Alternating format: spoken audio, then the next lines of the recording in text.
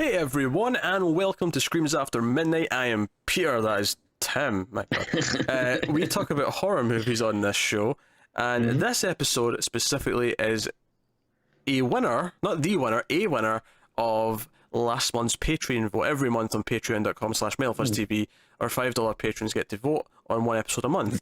However, the vote for this month, which was voted on throughout all of October, was a tie.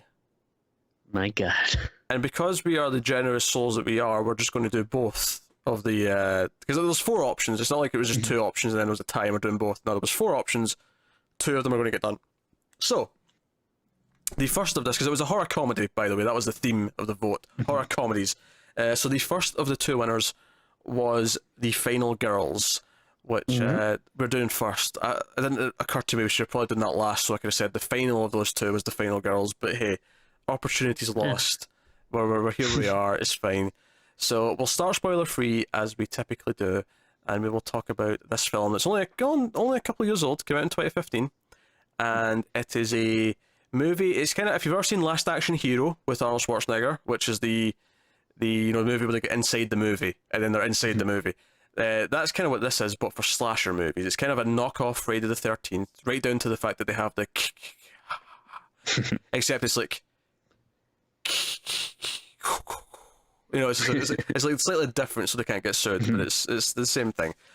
And we have these characters who end up inside the slasher movie, but the thing that makes it even more interesting is that one of the teenagers who goes into the slasher movie, her mother is in the movie. She was an actress who was in this movie when she was younger, and she died a few years ago, so it's this kind of weird thing where she gets to meet her mother again inside the movie. And that's kind of the idea, and they have to try and figure out a way how to survive and how to get out of the movie, and that's the plot of The Final Girls. So Tim, I always ask the question, did you enjoy, well, we've all seen this before, so I shouldn't really phrase it that way, but do you enjoy The Final Girls?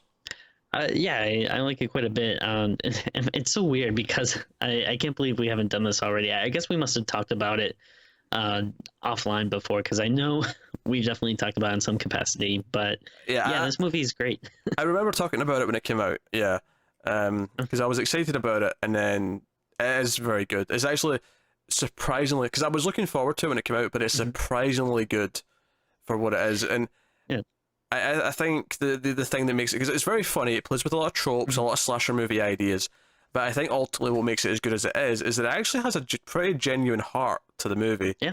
This story about this girl getting to see her mother again, and then kind of what that leads to. You actually kind of care. It's got likable characters, and you kind of root for them, and it's solid.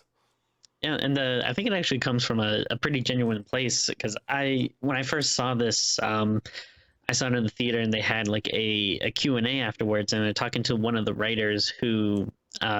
his dad, I think it was actually in The Exorcist. He plays,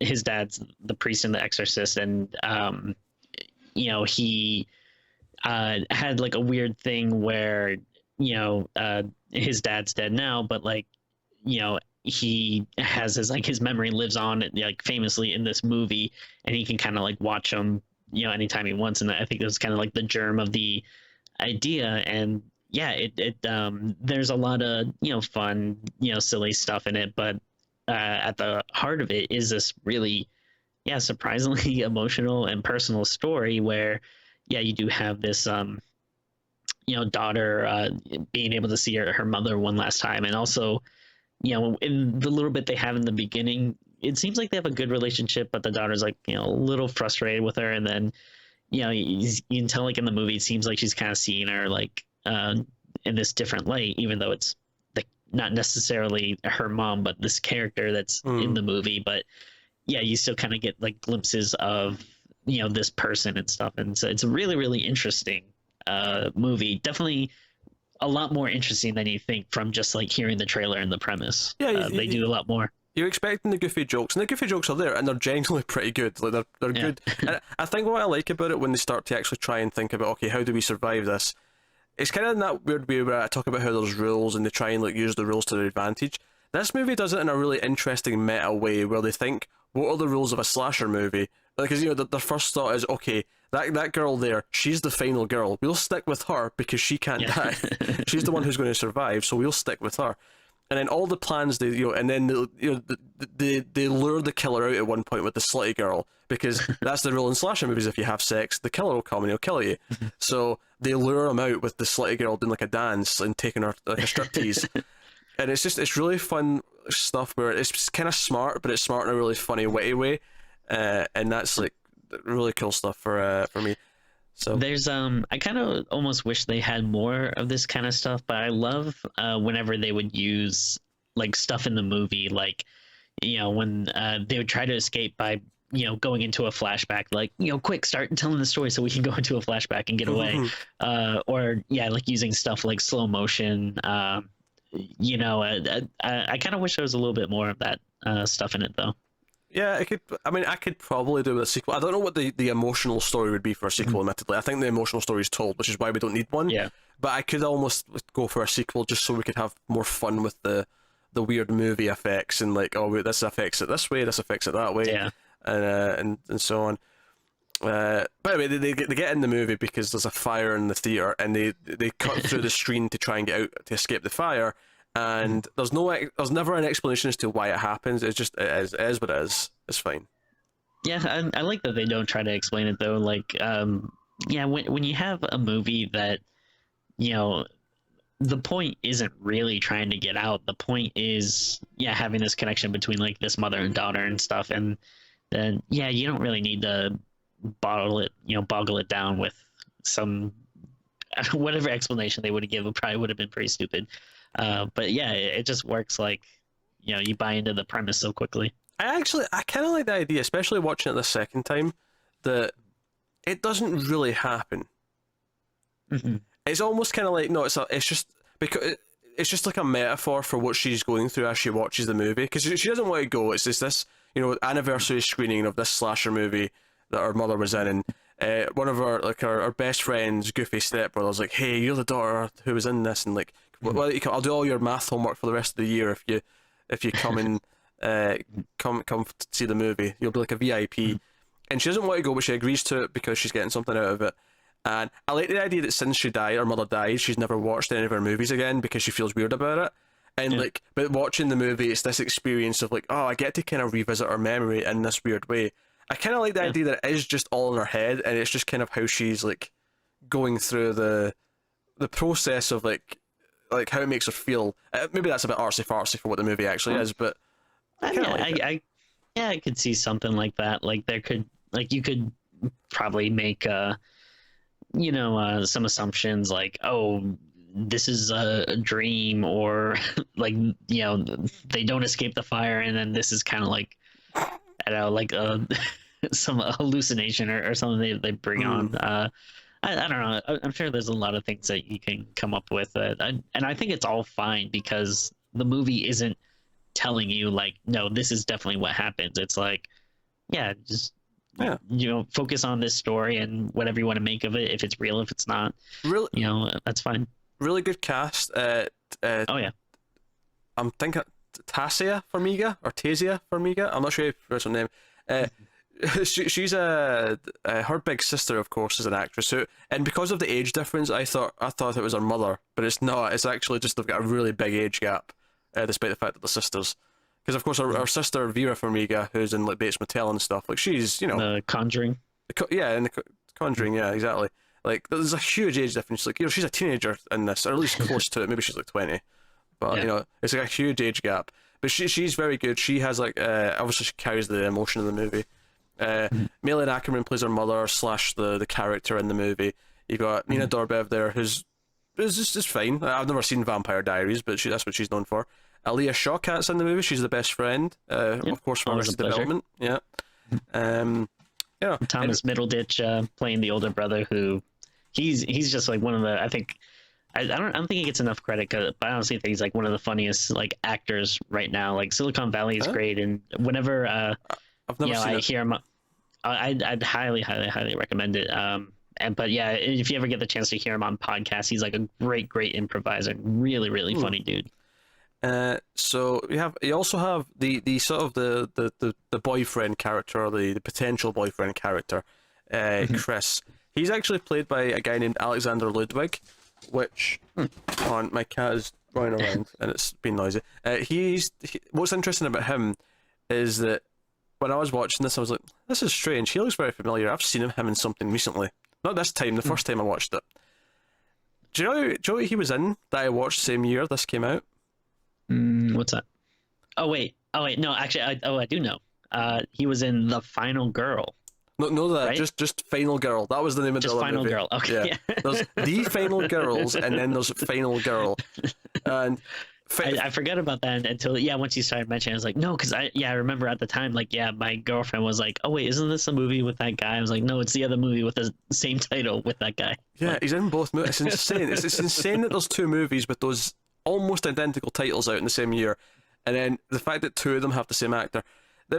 One thing's a shame is the other movie has a really cool plot, but it's just not as good as it could have been. Like it's not executed to the same extent. Basically, the plot of Final Girl is that a girl is trained by a secret agency to lure serial killers in, and then it turns out she's actually a badass secret agent who can take them down. That sounds like an amazing movie. Unfortunately, it's not that good. It's mediocre at best. Because she doesn't really use her skills at the end. It just kind of missed opportunity.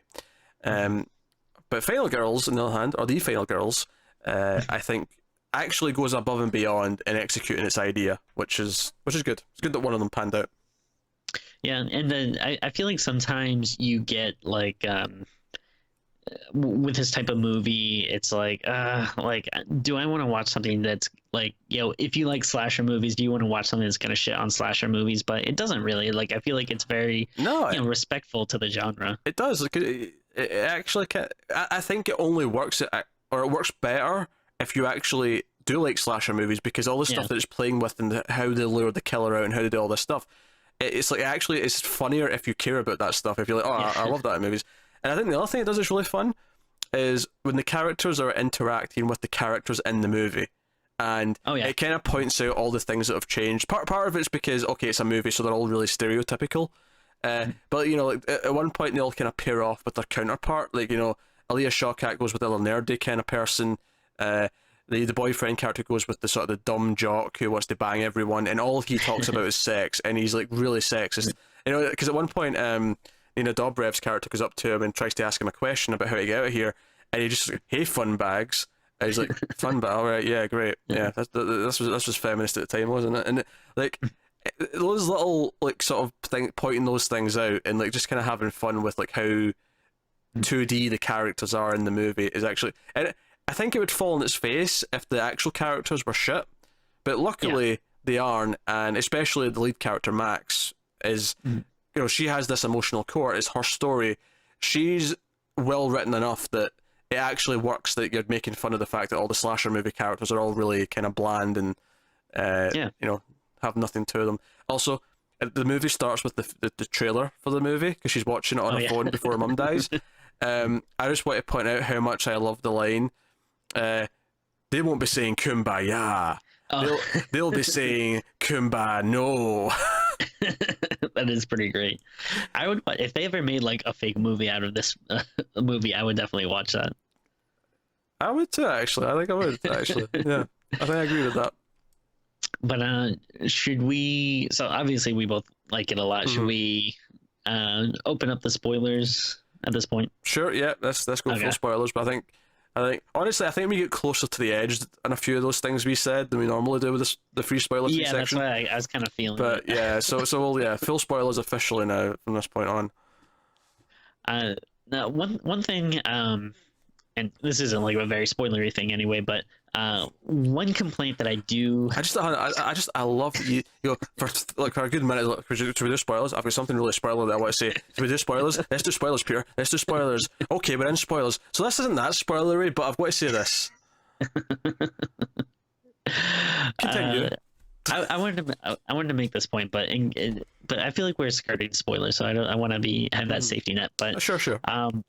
If I do have one complaint about the movie, it probably would be the Adam Devine's character, the sexist kind of jock guy. I don't know if like you'll agree with this, but I feel like his humor felt more like modern humor than like 80s horror guy. Just like the way he would like say stuff, it's like I feel like that's what someone would say in like a modern comedy movie to like when you say something like go suck a Okay. turd. I'm like, oh, that feels like something like, oh, I'm trying to say this weird dumb thing that you would see now, and like it doesn't feel as much of the Okay. times Okay. as. So I guess what you're saying is that on his character, they kind of nailed what we're going for in terms of the dichotomy with the rest of the cast, but they failed in making the humor actually be 80s humor instead of just being really shitty humor that's present Yeah. day. Okay. And that's what I felt like. I Yeah. don't know if people will agree with me, but it's I think weirdly it, stands out to me. yeah, I think I do agree with you. I think it's not that big a deal because it still works for its purpose, if that makes sense. Sure. Like it still, Yeah, the rest of the cast going, hey, he's a sexist dirtbag. It still works to get that effect, and it still has that humor because of it. But I kind of agree. That said, my favorite dumb line from him, and I like that at the start of when they're watching in the theater, they actually get to see just the crowd react to some of the dumb scenes.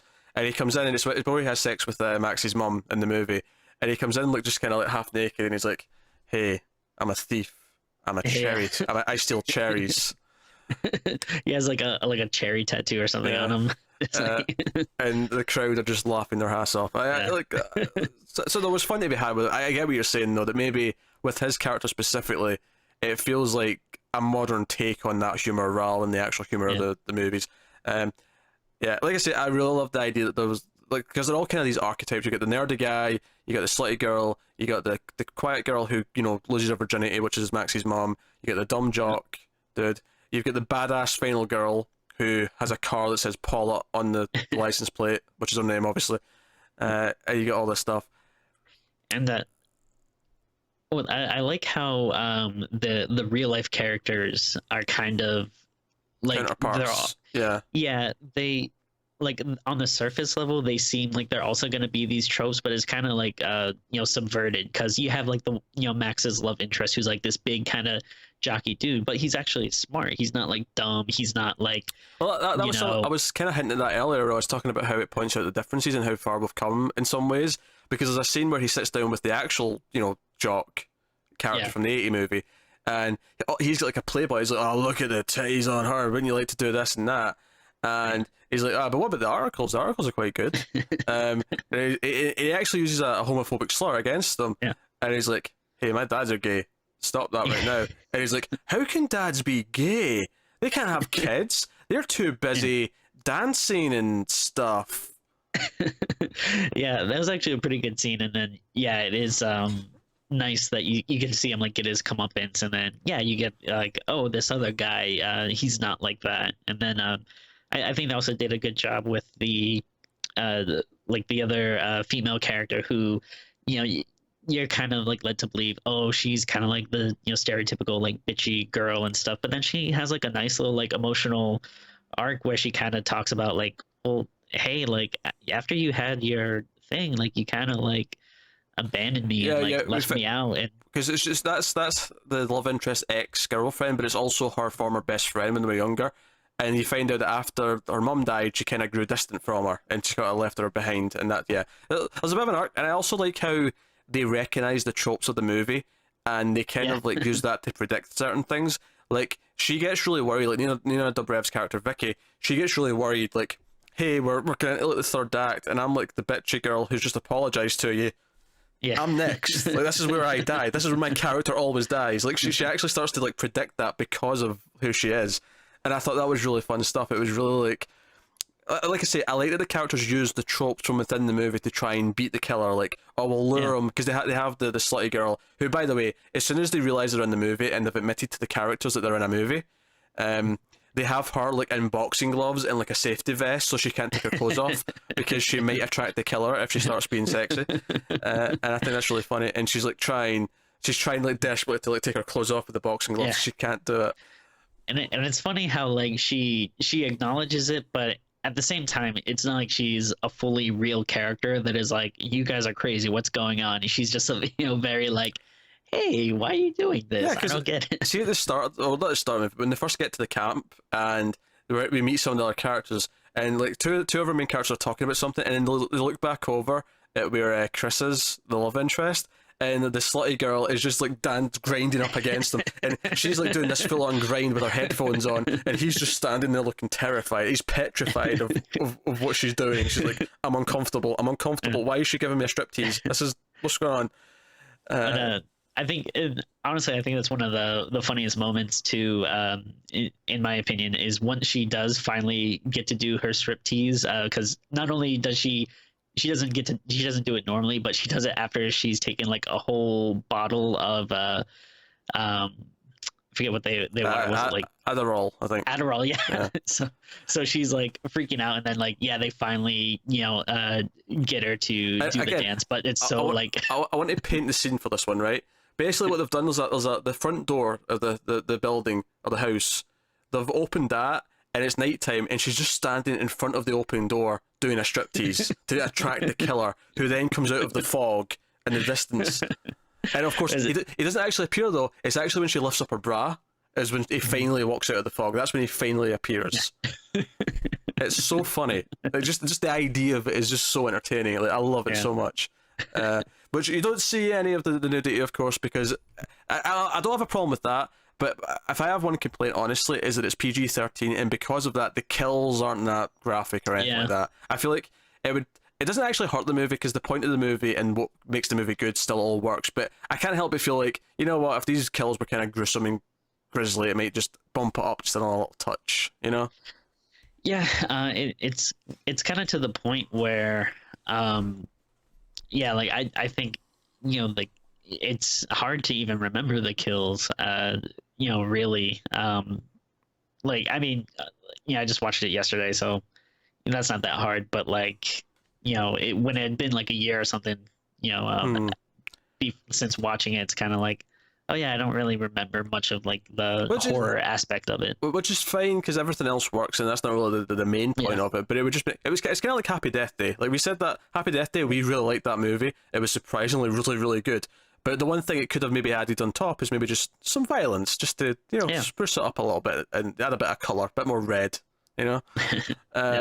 But yeah, so you get that. So and again, Jerry always talk about how I like when characters get proactive when they start forming a plan, and that's kind of what this striptease at the door was. It was like they'd set booby traps around the house. They have that scene where they're setting up the trap for the killer, but it has that weird meta level on top of it where they're predicting what he's going to do based on movie rules, and I love it. I love the way it plays with those ideas, and eventually we get to the point where we're down to like almost all the characters have died except Max, our mum, and our boyfriend, and like Max gets stabbed and they run off, and our mum, who she basically has been kind of almost accidentally telling her it's her mum the whole movie, and then she finally kind of doesn't say it, but she cries in the right moment to kind of confirm that that's kind of who she is.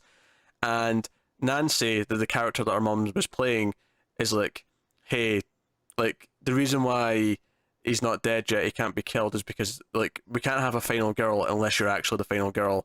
So she actually goes out and does the same thing. She starts the striptease to the song that's their song. But she doesn't know that, but like at the start of the movie when her mum's alive, they have this song that they listen to and they sing along together. And then this scene at the end when she goes out to like striptease to get the killer out so she'll die so that Max can be the final girl. Which I love that. Again, playing with the trope, it's like, no, I have to die so that she can be the final girl, so that she can win. And she's listening to this song as she's dancing, and then Max gets to, because obviously it's PG-13, but you're allowed one F-bomb. So she comes out of the cabin after her mother's died, and she had to watch it again. She actually swings a machete around in her hand, and she's like, "You fucked with the wrong virgin." And and this is the thing, like it becomes the final girl versus the killer, but it's done in this over the top Mortal Kombat way where the sky is like red and blue lightning, and like you're in this big endless field with smoke, and she's doing like at one point she like skids under the swing of his machete, like in slow motion. Like he swings the machete and she's like skidding underneath it, like like she's playing what would you call the game? Under the pole. You need to lean back. Sorry? Limbo, there you go. I forgot the word.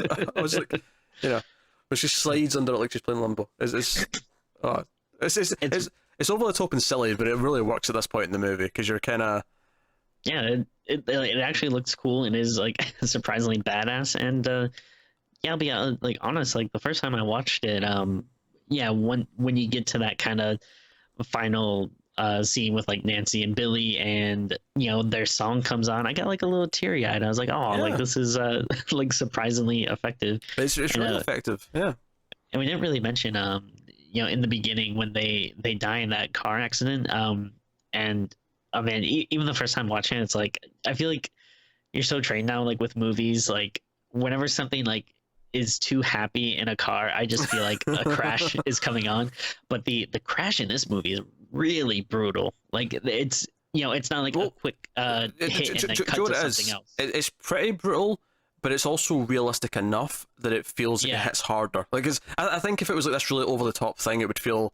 But it's because it's the way it gets hit in the back and it sort of skids round and then like it feels like a real and you follow it crash. for yeah, like you follow it for a while. It doesn't like I feel like a lot of movies, you would see an impact and then it would cut to something. But yeah, no, this like goes like along for a while, and it's I just remembered something that I never noticed on my first watch, but I did in this one that I want to point Mhm. out. So Okay. so the movie starts before this car scene, and Max is in the car. She's a bit younger, and she's watching the trailer for the movie on her phone. And she puts the phone away, and her mom's got like some headshots because she's still doing auditions and stuff. And she picks up a headshot, and she turns it around, and her credits are on the back, her filmography. Were you paying attention to the movies that were in that list? No, I didn't.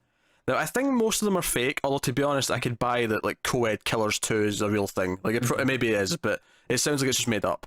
But there was one real movie on that list.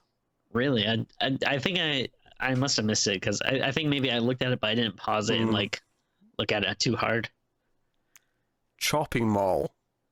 Oh, really? Chopping Mall was in the list, and That's pretty awesome. I thought I saw it, and I was like, did I see Chopping Mall? And I went back, I rewound the Blu-ray, went back, and went, holy shit, it is Chopping Mall. Oh man, Well, that's cool. I'm glad I caught that. That was good. Uh, what we've not mentioned, we sort of glossed. I mean, we mentioned it in the spoiler-free section, but so at one point there's this scene in the movie where Max's character, or no, Max's mom's character, Nancy, she's like the one who tells the story of the legend of Billy, whatever his name Billy is, the killer, Murphy. Billy Murphy. There you go.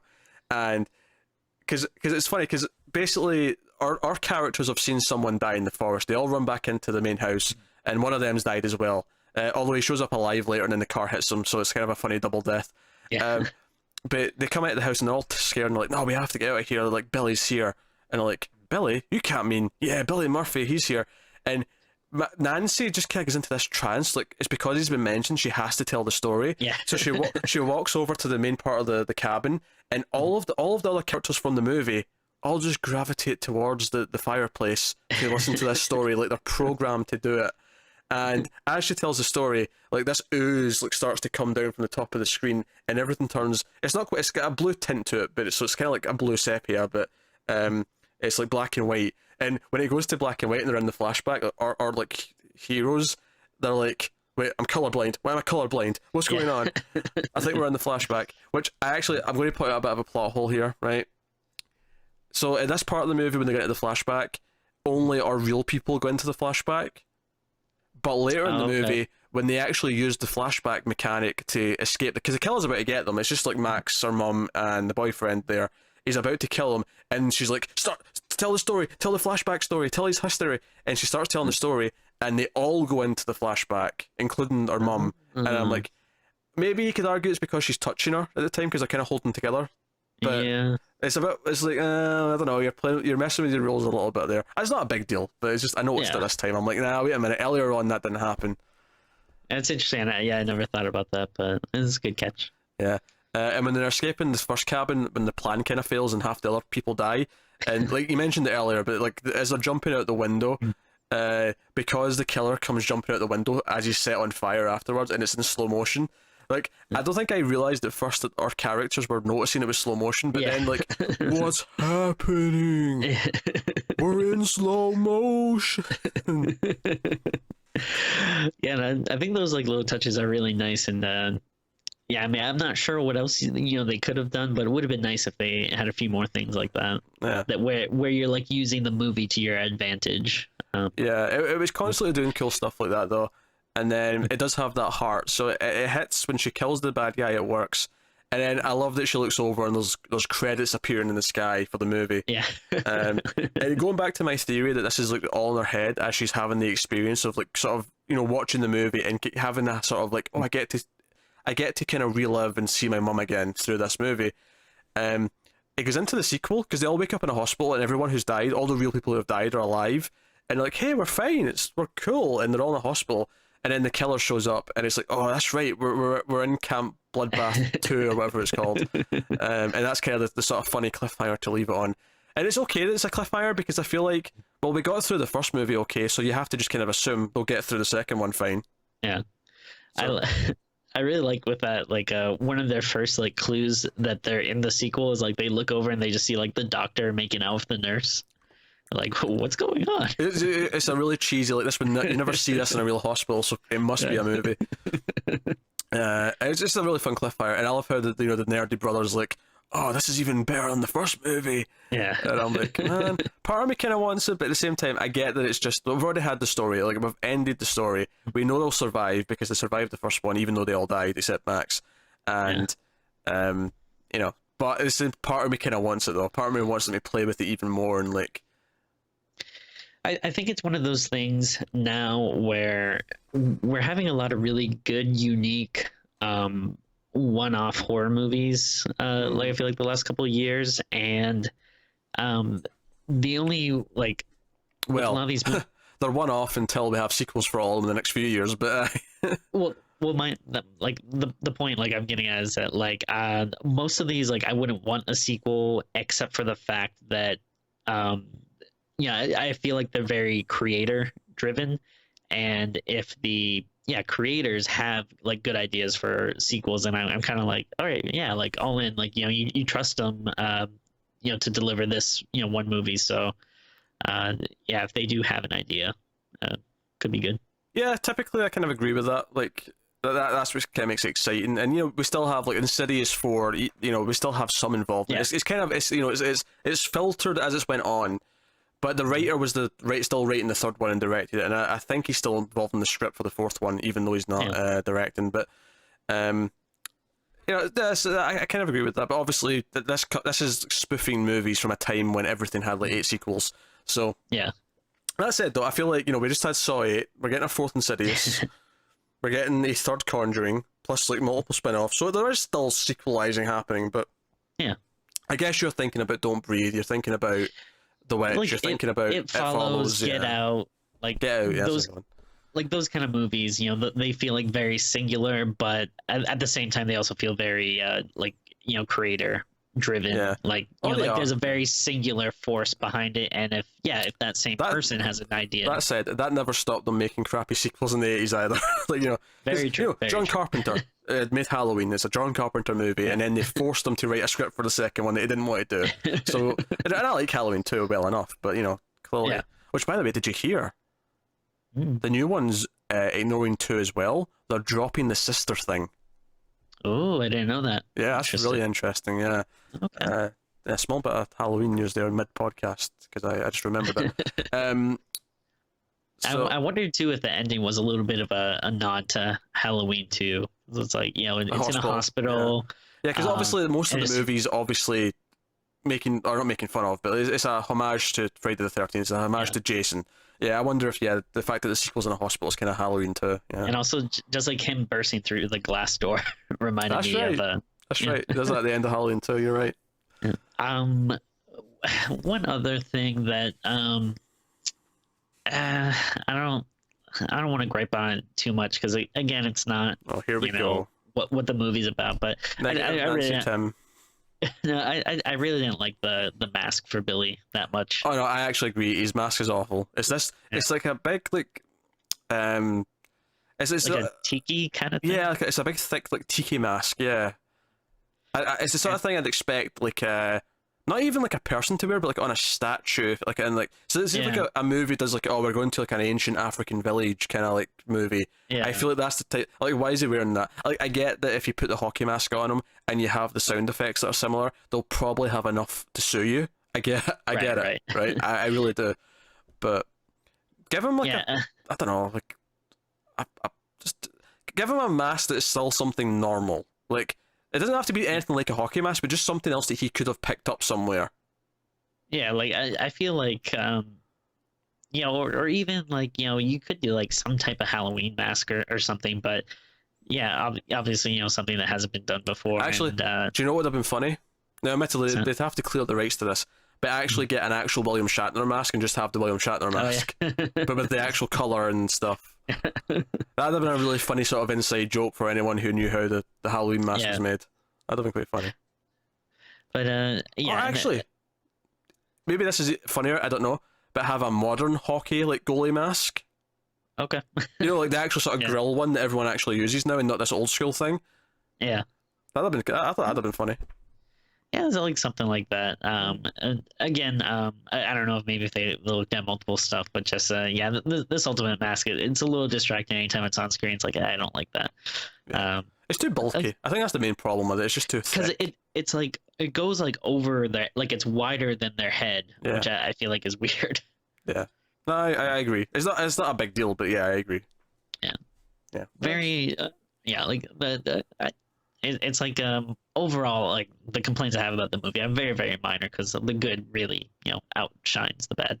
Yeah, it's nitpicks. Like the movie actually works so well for what it's doing, and it has a much more of an emotion and a heart and a central story that I actually really like, that I was not expecting. I was expecting to have some fun. I was not expecting to actually care about the girl's like final fight with the monster. I wasn't expecting that, and for it to mean something. Like, that was actually really impressive. You know what? We have been really lucky with horror comedies in the last few years. Like, you know, we just did The Babysitter a couple of weeks ago. That was really fun. Happy Death Day was kind of a horror comedy, kind of more in the middle, but like that was really good. Obviously, the same year this came out, we had Cooties, which was I liked this more, but Cooties was still good. Same as fact, I think it was the same year we also had Scout's Guide to the Zombie Apocalypse, which I think was maybe a bit weaker than these two, but was also wasn't bad. Yeah, it was. I still had some fun time. It was a bit more juvenile. Yeah. But I still had a decent time. Like, I'd still watch it again. Like, there was nothing about it that turned me off of it. Yeah, so, like, I can't think of too many like really bad ones. Like, at the bare minimum, maybe they're ones that are just okay. But no, I think we've had a good run, because I think for a long time I expected them to typically be mediocre, if not outright suck. But we've had a really good run of them on the last few years. And I don't know, even like Deathgasm, like it wasn't as good as like a couple of these, but it still had some really good moments in it. It was still some good core ideas. I remember a particularly good dildo death in that one, if I recall correctly. And it was someone, if I remember rightly, it was someone's mum's dildo, which made it even funnier. Yeah, I believe so. It was one of the characters' mum's dildo, and that's what made it hilarious. But but I think this is up there at near the top of that pile. Obviously, the other one that we're going to be doing in a couple of weeks, that also was the other half one of the vote, Cabin in the Woods, I think would arguably be at the top of that mountain. For post 2010 horror comedies, I think that's the victor. So we'll be talking about that in a couple of weeks' time. So look forward to it. But Final Girls is really up there. I think we have been blessed with good horror comedies in the last few years, which have actually had heart. Because I think this and Babysitter, I think both have a lot of heart, surprisingly, that I was not expecting. So I fully recommend checking this out if you can grab it, or if it's streaming or whatever, which it definitely was for a while. I don't know if it still is. Obviously, because they go on in and out. Anyway, I suppose we're ready to rate the movie, Tim. If you're game. Yeah. Good. I was worried you were going to say no, and then we'd just be in this holding pattern for like hours and hours until you said, "Okay, let's rate now." Well, I've been going back and forth between an 8 and an 8.5. I like it a lot, but I think I'm going to settle with just an 8. I think if there's just a few minor things, like maybe a little better mask and definitely some better kills to up the horror. Don't apologize for an 8. 8 is a great score. Like, 8 is great. 7 is good. 8 is great. 9 is amazing. 10, it's one of my favorites. That is the. I know. I just feel like I was wrestling with it in my brain. So It's one of the things actually I've noticed is that my scale, like my 10-point scale for rating movies, has shifted a little bit, because I feel like in the past I've been too lenient, and there's a lot of things that I've went back and went, you know what? No, I gave a lot of things 8s that should be 7s, and a lot of 7s that should be 6s. And so to me now, an 8 is actually quite something. Like, you know, I give a lot more 7s than I do 8s, because, and I give a lot less 9s than I do 8s, and I give a lot less 10s than I do 9s, obviously. So yeah, never apologise for an 8. An 8 is a fantastic B+ of a movie, and I think that's fine. So, I agree with that score. I agree with 8 out of 10, okay. And I really like the movie a lot. I think, like I say, it's got an emotional core. It's got an emotional character story that I really was not expecting to get into it the first time. And it never suffered in the second viewing, and I was never going, oh, these jokes don't work anymore because I've seen it already. I laughed at all of them again, and I enjoyed the inventiveness of the characters all again. I think, if anything, the only part of the movie that kind of falls as a section, and it's a really short section, is after they've been in the house for their plan, and they've jumped out for slow motion. There's like a small bit where they're actually just running from the killer, as if it's meant to be like a suspenseful sequence, and it's just kind of like, well, and it's not that kind of movie. I don't really care about the actual running parts. So that is like the only, and it's just a small chunk, because then they get to the flashback bit. So it's a really small couple minutes, but it's the only time where I went, oh, this is kind of like, you know, like it's not working in the sense that I don't really care about the chase as much. But then after that, it's all the emotional stuff with the payoff of like her mother sacrificing herself for her, and she's the final girl in the fight and all that. So it's like a bit slither of a bit where I'm like, whatever, I don't really care about this bit. But the rest of it, the rest of the 90 minutes is a blast. So Final Girls, cool. I fully recommend it. Credit to writer-director, who we've not mentioned. Not writer-director, just director, sorry. I'm giving him credit for things he didn't do. Todd Strauss-Schulson is the name of the director. So friend of the show. That's a callback to our previous review of Howling 2, Your Sister is a Werewolf. Hey, now, what did you say about my sister? Tim, you made that same joke in the last video. I can't help it. It sounds like an insult. You know, Tim, I love how you make it really obvious which 2 episodes we record back to back, because you always reference a joke from the first one we did and the second one, and you leave nothing to the imagination. Yeah. That's my thing. You know, we don't really have an outro line for this show. You know, I do the plugs. I say, like, you know, check out this stuff, go to Patreon, blah, blah, blah. And I just say, you know, we'll see you next time at the end. I almost want to add in, because for the TV stuff, I always end with, have you got any vanilla? And that was like a really dumb line that was on Iron Fist that we laughed a lot about, so we just kind of used it as the outro line. I kind of, for the end of these, I kind of want to adopt, you won't be singing Kumbaya, you'll be singing Kumbaya, no. I kind of want to adopt that now as the outro line. It's a little wordy. I say just stick with Kumbaya no. Kumbaya no. It's hard to say Kumbaya no with the ya noise. Yeah. I don't know why, but it is like Kumbaya. Kumbaya no. Yeah. All right, whatever. I'm not going to do it. I was just suggesting that I might. We're going to find something. We're going to get a line of dialogue that I love so much that's going to become the new outro line for the show. We're going to do it. I have an outro line, but you always cut it before we stop. Joe, what's funny is I kind of do that to Matt, but I don't actually do it to you. Tim's lying. He's just saying this because he has no way of, like, I have no way of proving that doesn't happen. So he's just trying to make fun. But I actually do that to Matt sometimes. I have an outro line that is so disturbing that it'll drive you mad, and Pete's forced to cut it from the podcast. This man does things with the C-bomb that I have never seen any other man do. All right. It's just a long list of my political leanings. And I'm not even going to say what direction they're in, but they just lean so far in a direction we cannot possibly air them. With that said, like it, subscribe, all that stuff. Let us know what you think of the movie in the comments if you've seen it. Get us on Twitter at mild_fuzz. If you want to support the channel and everything we do here and support the show, head over to patreon.com/MailFuzzTV. Of course, those perks include getting to vote, much like this movie was voted for, once a month. And you also get to submit movies to the crypt, which is like this to-do list that we form, and every so often we'll pick one out that is viewer submitted, and we'll do those. So if you want access to those perks that are specific to streams after midnight, you can get those on patreon.com. But yeah, that is us. So thank you once again for watching. Keep watching scary movies, or even funny scary movies in this case. Which, by the way, we never actually said why it was horror comedies for the vote this month. It was just because we did so many horror movies last month that we wanted a light and breezy couple of movies or one movie, but it ended up being two. But here we are. So, see, I feel pressure to give you an outro line now that I've set one up, and I don't have one ready. So thanks for watching. Keep watching scary movies. And we'll see you next time. Oh, I'll fail at life.